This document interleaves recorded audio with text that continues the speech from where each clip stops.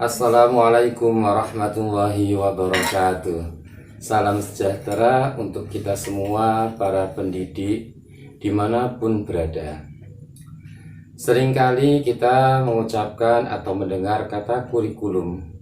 Lantas, apakah kita sendiri sudah paham apa arti dari kurikulum itu? Kurikulum merupakan panduan pembelajaran pada satuan pendidikan, di mana dapat dimaknai sebagai titik awal sampai titik akhir dari pengalaman belajar peserta didik. Kurikulum itu kompleks dan multidimensi. Kurikulum itu dapat diibaratkan sebagai jantung pendidikan. Lantas, apakah kita sendiri sudah paham apa fungsi dari kurikulum itu? Fungsi dari kurikulum bagi pendidikan adalah sebagai pemandu dalam proses belajar peserta didik. Komponen kurikulum menurut Ralph Tyler, yang pertama, tujuan, konten kurikulum, metode atau cara, dan evaluasi. Nah, lantas dalam pikiran kita, apa pentingnya perubahan kurikulum? Kita tahu, baru saja kita melaksanakan kurikulum K13. Sekarang dengan kurikulum yang baru, yaitu kurikulum Merdeka Mengajar, apakah se-urgent itu kita harus mengganti kurikulum?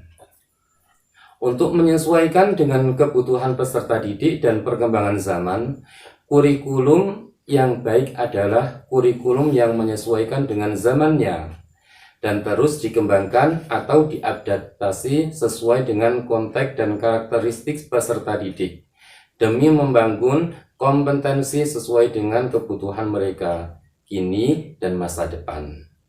Selanjutnya, mengapa kurikulum harus diubah? Kurikulum ya memang harus berubah. Mengapa? Tentu saja untuk menjawab tantangan zaman. Kurikulum tidak dapat dipergunakan dalam satu waktu terus-menerus karena dunia terus berubah.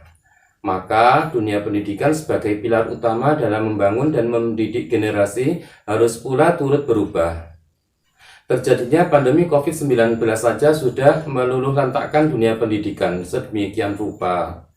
Guru kesulitan mengajar, murid kesulitan mengerjakan tugas, dan orang tua juga tak kalah pusing membantu putra-putri mereka dalam belajar. Kurikulum harus selalu berubah agar sesuai dengan perkembangan zaman. Apalagi masa sekarang ini, ilmu pengetahuan dan teknologi informasi telah berkembang semakin masif dan tak terkendali. Masa iya kita tetap mengajar dengan cara yang kuno? Tentu itu tidak akan relevan, tidak akan pas. Pembelajaran juga akan menjadi membosankan. Bukankah tugas kita untuk menyiapkan para murid menghadapi zaman yang baru? Zaman yang mungkin sama sekali berbeda dengan zaman kita saat kita dulu sekolah. Selain itu, kurikulum juga harus mempertimbangkan kebutuhan belajar murid. Sebagai contoh, zaman saya sekolah, komputer baru dipelajari anak-anak masa SMA. Itu pun hanya sebatas menyalakan, mematikan komputer. Coba kita lihat anak-anak kita sekarang. Mereka sudah lahir dengan teknologi di tangannya. Bayi saja sudah pandai memainkan gadget mereka. Itulah mengapa kurikulum yang ada juga harus berubah, agar kita tetap menyiapkan generasi yang akan datang yang visioner dan mampu memandang ke depan. Sesuai ungkapan Ki Hajar Dewantoro, pendidikan adalah menuntun segala kekuatan kodrat yang ada pada anak-anak agar mereka dapat mencapai keselamatan dan kebahagiaan yang setinggi-tingginya, baik sebagai manusia maupun sebagai anggota masyarakat. Jadi, dapatkah kurikulum berubah? Itu yang ada dalam pikiran kita. Kurikulum operasional satuan pendidikan harus bersifat dinamis, yang artinya dapat diubah sesuai perubahan dan perkembangan budaya dan zaman.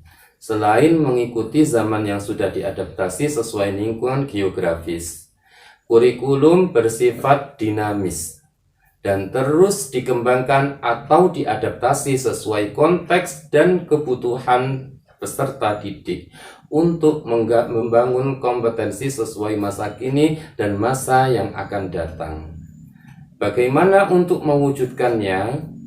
Seluruh komponen masyarakat, yaitu orang tua, masyarakat, dan sekolah harus menempatkan kebutuhan, pendapat, pengalaman, hasil belajar, serta kepentingan peserta didik sebagai pembangun kurikulum, karena kurikulum dirancang untuk kebutuhan peserta didik.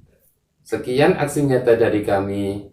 Saya, Nur Mustajab, undur diri. Wassalamualaikum warahmatullahi wabarakatuh.